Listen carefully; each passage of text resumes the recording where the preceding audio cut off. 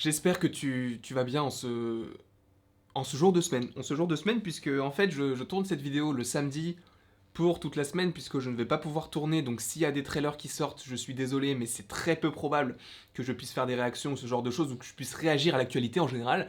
Donc, c'est pour ça que j'ai préparé tout plein de petites vidéos là qui viendront agrémenter vos petites journées, en espérant que cela vous plaise. Oh, c'est vrai que cette introduction aurait pu être l'introduction d'un épisode des Experts Miami, avec Horatio. Aujourd'hui, nous allons donc parler d'un ancien film, entre guillemets, puisqu'il est sorti il y a quoi, il y a 4 ans. On va parler de Captain America Civil War et des deux équipes qui se sont formées et se demander, les personnages qui n'ont pas choisi leur camp, quel camp en fait ils auraient choisi. Et je précise tout de suite que, évidemment, nous n'allons pas parler des Gardiens de la Galaxie ou des personnages secondaires, comme par exemple Valkyrie ou Okoye, qui sont liés respectivement à Thor et à Black Panther. On ne va pas parler de ces personnages-là. On va vraiment parler des personnages qui ont potentiellement eu leur film solo. Et il y en a eu quand même pas mal. Et dans cette vidéo, nous allons parler de 4 personnages. Nous allons parler de Thor, de Hulk, de Doctor Strange et de la Guêpe. Ces 4 personnages qui ne sont pas du tout dans le film Civil War, et évidemment, je vais vous en reparler de ce film pour vous contextualiser un petit peu les deux équipes qui sont dans le film. Et justement, je vais te donner des arguments qui peuvent te dire que tel personnage peut aller avec cette équipe. Évidemment, je ne base que par rapport au film, pas par rapport aux comics. Rappelons un petit peu les faits de Civil War. Les Avengers sauvent le monde, mais il y a quand même des conséquences. Dans le sens où il y a potentiellement des victimes, il y a des bâtiments qui sont détruits, ce genre de petites choses. Et on a l'exemple avec la scène d'introduction de Civil War qui se passe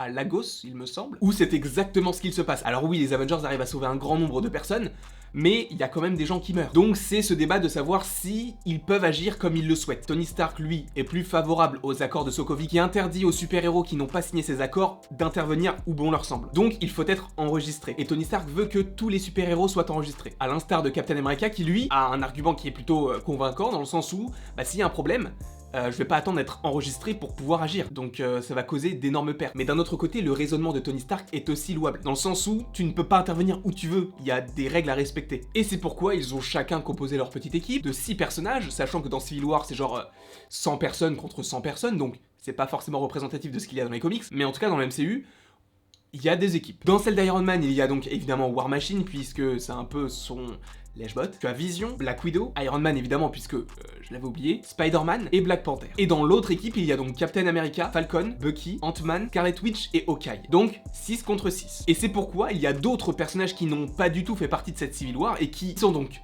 Thor, Hulk, la Guêpe et Doctor Strange. J'ai eu un bug, mais je me suis dit, quel est le quatrième ?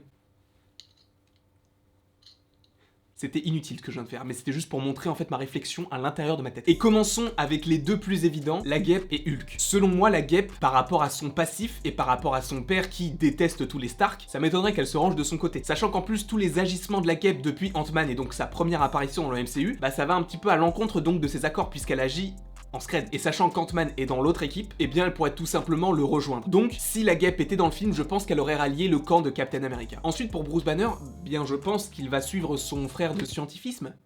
De science.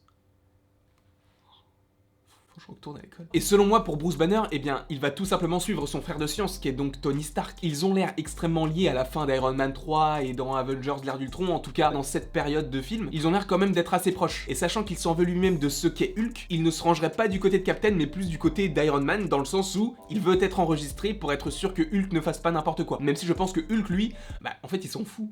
Déjà, je ne sais même pas s'il a une signature. En tout cas, la Guêpe du côté de Captain America et Hulk du côté de Iron Man. Il nous reste maintenant deux personnages ultra puissants que sont donc Thor et Doctor Strange. Et là, c'est un petit peu plus compliqué, dans le sens où déjà je vais vous poser les bases et vous dire que pour moi Thor, il va dans aucune des deux équipes. Mais je vais vous en parler un petit peu plus tard, là on va se concentrer sur Doctor Strange, qui, en fait, c'est dur. Je me dis que Doctor Strange lui aussi, ce serait beaucoup trop compliqué en fait à le mettre dans une des deux équipes, puisqu'en fait selon moi, le petit affrontement Civil War qu'il y a entre les 12 personnages, en fait il s'en fout, puisque lui, il peut les tuer toute seule. Bon, peut-être pas Vision et les plus puissants comme Scarlet Witch, mais en soi, Doctor Strange, il est beaucoup trop puissant. Mais par rapport à ses principes, je pense qu'il aurait pu aller du côté de Tony Stark, parce qu'il n'a pas l'air de vouloir en tout cas agir n'importe où ou n'importe quand. Je ne le vois pas du tout signer les accords, donc c'est vrai que ce personnage, comme pour Thor, c'est...